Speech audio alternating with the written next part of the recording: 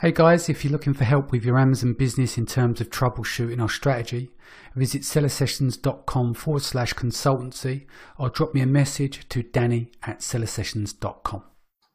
Hey guys, welcome back to Seller Sessions. Again, I bring back Liz Adamson. How you doing? I'm doing well. Thanks, Danny. Thanks for having me back.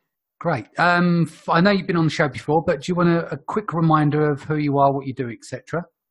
Absolutely. So I'm Liz Adamson. I run a digital marketing agency for Amazon sellers called Egility, and we specialize in helping Amazon sellers basically market and sell their products on the platform. Sounds good. And today I asked you, would you kindly prepare some data across client accounts to do a comparison? We wanted to look at listings versus brand pages and see what kind of results there are there, because I think they're underutilized, or when people are using them, maybe they don't give enough time or they don't have enough pages to test with to do comparison. But because of the size of your agency and the clients and stuff, it'd be good to understand. And you've isolated a few for today's test. So do you want to give us a top line of your rationale and stuff behind it? Right. Yeah. So when it comes to headline search ads, or what they're called sponsored brand ads now, we firmly believe in A/B testing, in trying out, several different techniques, landing pages, copy, product selection, and trying to find which is performing better. And we often don't see we don't see the same results across different types of clients. It can be very niche according to industry, according to size of the catalog, so on and so forth.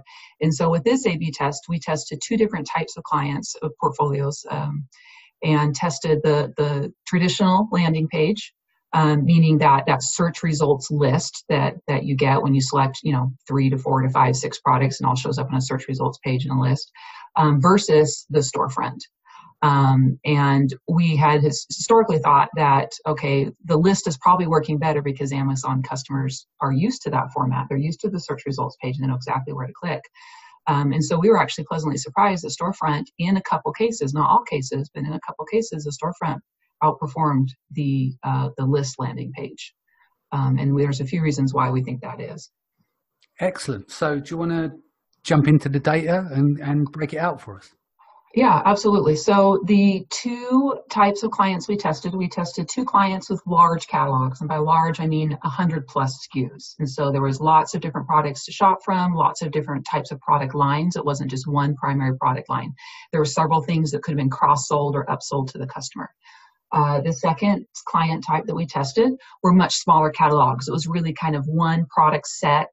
In one case, it was actually just one product that came in various sizes. In the second case, there were 3 or 4 products and they came in maybe a couple different sizes, but there weren't more than 20, 25 SKUs. And so just a very small selection, and not a whole lot to choose from or opportunities to upsell or cross-sell.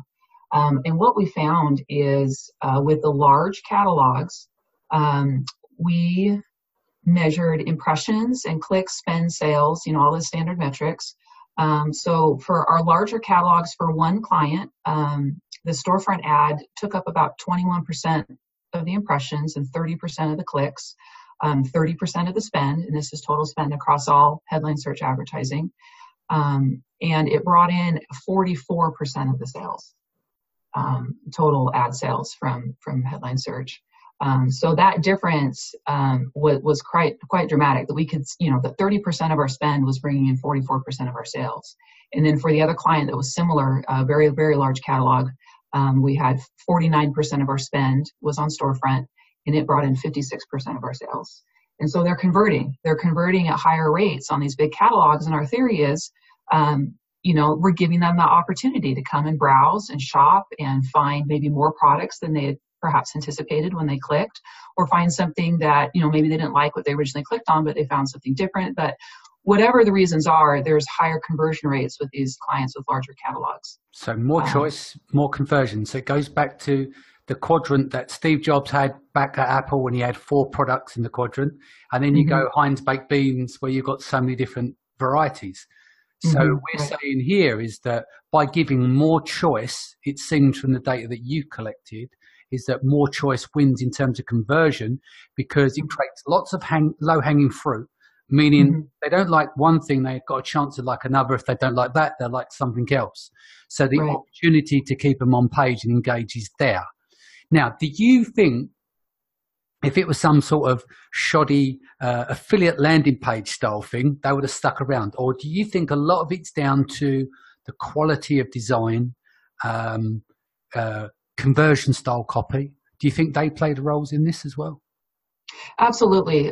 These two storefronts that we tested were very high quality storefronts. They used, in-house designers or outsourced to other designers. They really thought about how customers were going to browse those pages. And it's a little bit, when you think about, some of the case studies that I did in business school, where we talk about, if you give too many choices, customers get overwhelmed and walk away. And so you have to balance the fact that there is a very large catalog with making those choices simplified. And so these storefronts were organized very well in that there were some tiles on the front page that highlighted, specific groups of products. And then just said, shop now, click here, gave them a call to action. We used the sub pages, and so we categorized the entire catalog into very specific sub pages. So if you're looking for, this is not my client's niche, but we'll use it as an example, running shoes versus women's dress shoes versus, toddlers, play shoes, whatever it is, but we use those sub pages to be very specific about what they were going to find on that page. And so they didn't have to wonder or get lost. They knew where to click. They knew where to find things. We made sure that each step of the way, the customer knew where to go next to find what they were looking for. Cool. So obviously what people miss is a lot of this stuff can be planned out on paper, or they do mind maps to work out, what are we going to put in there? What price bracket are we going to aim at? And what kind of data did you look at? Did you look at previous sales on these products and determine in which order these products would be listed in the said tiles based on their history and conversion rate? Yeah, that's how we often design storefronts, especially for those large catalogs, is we'll look at we'll look at the top 30 selling products, see what customers are looking for. We'll look at products with high conversion rate. And so we do kind of organize those storefronts in kind of that hierarchy, making sure that we're hitting those in-demand products with high conversion rates. And then, if we're trying to push a new product or trying to boost some sales, we'll piggyback that product, on one of the pages there, but we'll always make sure we're leading with those high conversion products that are in high demand. And give me an idea of kind of the direction you go with copy, because obviously you've got that really heavy sales copy, this technical style. I mean, what kind of styles of copy have you seen working on these kind of pages? Is it like buy now and create loads of scarcity, or is it thinking about the customer's needs and focusing on them as people and trying to provide the right style of information rather than hard selling? Or what have you seen? Yeah, we, in these two cases, we really focused on explaining on two things, on explaining what the brand was and how it fits into your lifestyle. For example, one of them, we had one tile towards the bottom, after they had scrolled and seen all the products, but towards the bottom, there was a tile that talked a little about the brand and the story and the history behind the launch, because it has a very interesting story.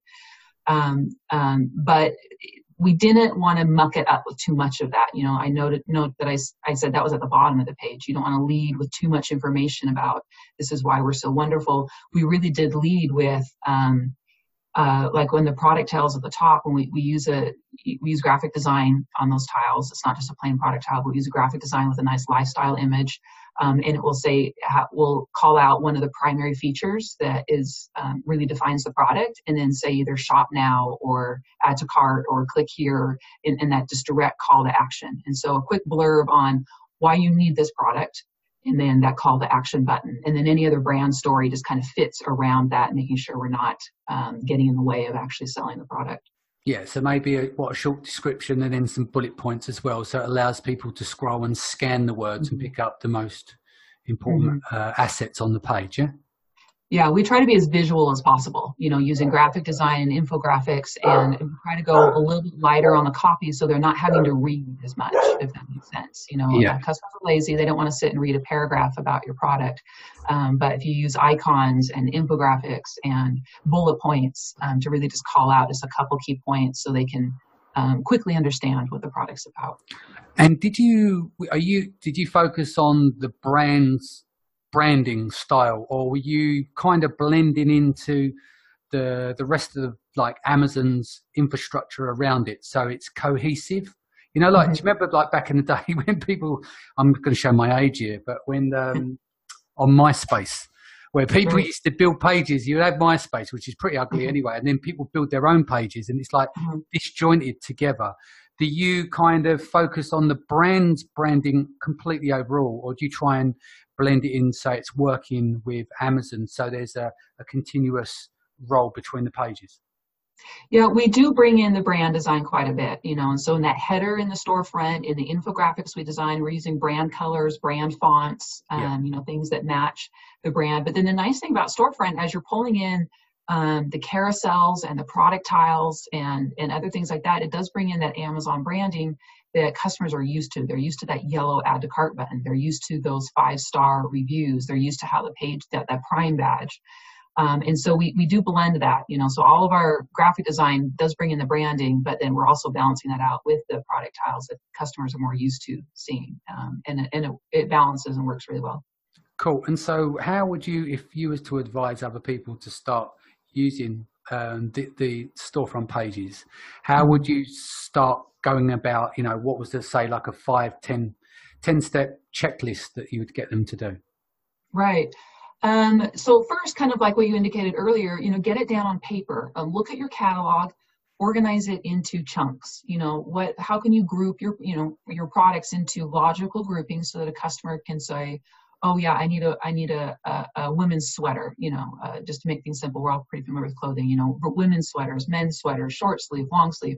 Get them into logical groups, and think about how you as a consumer would shop for that. So get those into groups. And then the second step would be to go look at your top selling items and look at those items with high conversion rates. Make those, you know, those should be the things that are pulling the customers in. You know, again, we talk about like in grocery stores, they always put the milk and the eggs at the back of the grocery store, right? And we kind of don't want to do that. You know, that pulls the consumer into that brick and mortar grocery store. They have to go all the way through the store to find their milk and their eggs. We're going to do a little bit the opposite. We want to catch them on that front page because they don't know what's in your store. They're not going to keep digging and digging and digging and digging. So that second step is to find those high converting, high impact items to get them on the front of the page. And then the third step is really think about your design. Don't start, you know, if you're going to use graphics, if you're going to use infographics, hire a quality graphic designer who knows what they're doing. Don't just try to Photoshop something together unless you're really good at Photoshop, and, you know, and if you can do that, great. But make sure it looks quality. Don't cut corners when you're designing that storefront. And then fourth, as you're getting that storefront together, you need to look, you know, after you've got your first draft of your storefront up, you need to go in as a customer. It has a nice preview option. So when you finish designing your storefront, there's an option at the top that says preview, and it will take you to both desktop and mobile. And you need to look at both of those and, you know, kind of put in your mind, okay, I'm looking for a pair of women's socks. Can I find it? And how many clicks is it going to take me? And do I know where to go next? And if you want to get really methodical, have someone who doesn't know your brand very well test it out and say, no, this sucks. I can't find anything. You know, and kind of go through that usability testing, make sure customers know where to go, and make sure you have those call to actions, you know, that tells them where to go. So those are kind of the basic backbone of designing that storefront page. Fantastic. And what about post optimization, when you want to kind of take a look at what you're measuring? So how long, for instance, are you running these, you know, split testing or parallel, which should we say, campaigns in order to do comparison? How much time you give in? What kind of budget should you allow for? What kind of cutoff, etc.? Right. So we like to test things for about 4 to 6 weeks, especially if you're launching a new campaign. You need time to optimize that campaign. Yeah. And if you really want it to be apples and apples, if you're testing a storefront campaign against a list landing page campaign, make sure those, make sure you got a similar set of keywords. Yeah. And then the other thing you got to look at is make sure you're not, at least when you launch, that those keywords have the same bid level set. So kind of everything's, a level playing field. But then as you optimize, you can start paying attention to, is the storefront pulling in a different set of keywords than the list page, and so on and so forth. But yeah, 4 to 6 weeks, and to make sure that you're optimizing and fine tuning those campaigns. These ones, actually, these were campaigns we have been optimized and have been running for some time, and then we pulled the data on it, and so we feel pretty confident these campaigns have been really well optimized and are hitting the target market. But yeah, I would never pull and evaluate data, that's less than 4 weeks old if the campaign's that young. You really need to let it run a little longer and make sure it's optimized. Cool. And in terms of measuring off, your sales ratio over visits, what kind of numbers are you looking at there? Say that again. So within your insights, like the daily visits, etc., what kind of metrics are you using there based on your ratios per unit sold? We haven't started comparing storefront against total sales. Gotcha. Okay. Yeah, so we don't have all those numbers, in place, but that is definitely something we want to look into next and figure out, obviously unless you're pointing external traffic towards the storefront, the only other way that the storefront's going to get traffic is through ads. Yeah. And so it really depends on how many traffic sources you have going to that storefront page and what you're tracking. And so far, we've just been testing those headline search ads. Yeah, makes sense. Keeps it all under one roof, like it's on platform, so it's easy to do apple to apples comparison. So is there any key tips that you would give to people? I mean, we've covered search, headline search ads and stuff on the show. Is there any top 5 things you would cover? Because obviously we covered the pages, but let's talk about campaign setup and stuff while we're on the call. Yeah, exactly. So when it comes to headline search campaign, I keep calling it headline search. It is called sponsor brands now. It's been a hard habit to break.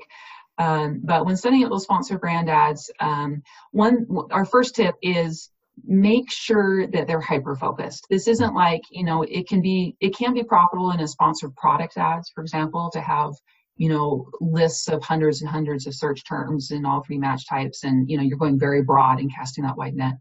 In headline search ads, that doesn't work quite as well. You have to be laser focused on a particular niche, and that could be anywhere from 20 to 60 keywords. And then whatever keyword set you're using, the second tip you need to keep in mind is that copy that you write in that headline search ad should relate to those keywords. So if you're advertising specifically women's running shoes, make sure you're using the word running shoes in your copy. And that kind of makes that psychological kind of connection for the customer. And they just typed in running shoes and they see running shoes. Copy to landing page, advert to landing page is like an ad scent. So they're following the same scent all the way through for congruency.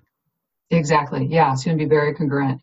And then test, since you're testing these little niches, only 20 to 60 keywords or so, test a lot of different messages. We've got one client who, we're just testing, I'm trying to figure out how to share the details without sharing the details.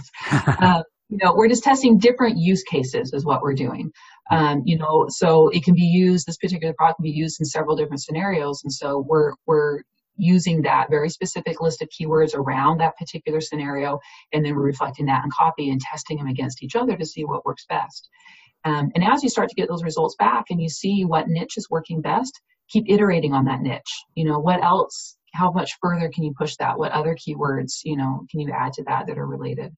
And so those are our best practices for sponsor brands is to really, make sure it's niched, make sure your copy reflects that niche, and make sure you're testing across all sorts of different targeting and niches. Don't just try one thing, get creative. And you can test use cases, you can test product types, you can test all sorts of different things. Sounds good. Is there anything you want to add before we go? I think we've kind of packed in quite a bit here, haven't we? Yeah, we have. The one thing that we didn't touch on too much is, so we talked a lot about how these storefront landing pages do work for these very large catalogs. I just want to make clear, we didn't see quite that same result for the very small catalogs. Let's unpick that briefly then, because there are going to be listeners to the show who have got a smaller catalog, but it should be still worth testing because like anything, everyone's product's different, price points are different, competition is different. So there may be people out there that could make this work with smaller catalogs. And bear in mind, you've only used not a huge data set, but you've used enough to some comparison to kindly share with the audience. So break that down for us. Right. So we saw it was, for example, one of these smaller catalogs, we had $23% of our ad spend was on the storefront, and it brought in 21% of the sales. And so almost even, maybe a little bit, not quite of a big return. And we're going to keep expanding this across other clients with small catalogs and do more testing. Because the next thing we want to do is test, okay, was it something the way the storefront was set up? Do we need to set up storefronts differently than we do for the larger catalogs? Do we need to be more direct about, here's your product, click add to cart and go? Yeah. And so there's more testing we're going to do there. And I do encourage sellers with smaller catalogs to be creative with the storefront and test those headline search ads. And if it's not getting the return you want, again, usability testing is key. Have someone come land on your page and then walk you through what's really helpful. You get someone on the phone or get someone sitting next to you. You don't say anything to them. Yeah. You just say, okay, please go find this product, and then have them verbally walk through what they're thinking. Oh, well, I see this, I'm going to click here. Or, oh, I can't find something. And don't coach them. Don't say a word. Just watch how they go through the page, and you'll find those errors in your design when you do that. But that's where we're going next is, even though these smaller catalogs underperformed compared to the larger catalogs, our next step is going to be, okay, what do we need to optimize these storefront pages a little bit differently? And so that's what we're going to be diving into next. Sounds good. Maybe you can report back on the show and give us some feedback in a few months' time on it. Yeah, absolutely. Great. Thank you for joining us today. What is the best way that people can reach you, hire your team, etc.? Yeah, absolutely. So we can be reached, my website is egility.co. That's EGILITY.co. And you can email me at liz@egility.co. Fantastic. Liz, thanks for joining us, guys. Thank you for joining us. If this is your first time, don't forget to hit the subscribe button, and also visit sellersessions.com for in-depth show notes as well. I'll see you soon. Take care.